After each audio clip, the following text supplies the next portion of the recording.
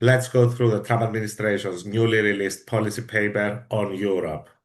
Promoting European greatness. American officials have become used to thinking about European problems in terms of insufficient military spending and economic stagnation.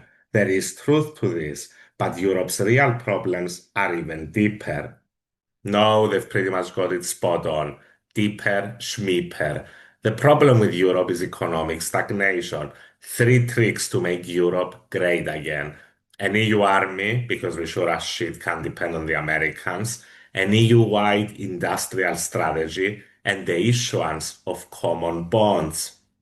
Doing these three things is guaranteed to fix at the least 50% of our problems. Now, are any of these three things mentioned in the policy paper? Of course not. Half of this shit reads like J.D. Vance's fever dream.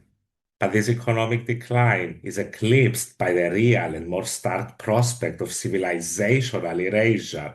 Should present trends continue, the continent will be unrecognizable in 20 years or less. Who is this addressed to? There is not a single politician in office in Europe, apart from literally one, who is pro-immigration. Again, J.D. Vance's fever dreams.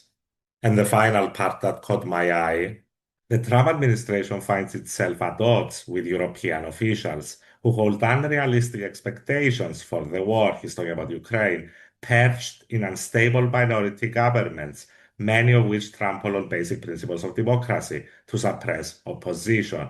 A large European majority wants peace, yet that desire is not translated into policy.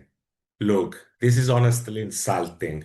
Nobody in Europe, apart from maybe the British media, wants the war to continue. And that's like 150 people in a continent, let me check, 500 million people.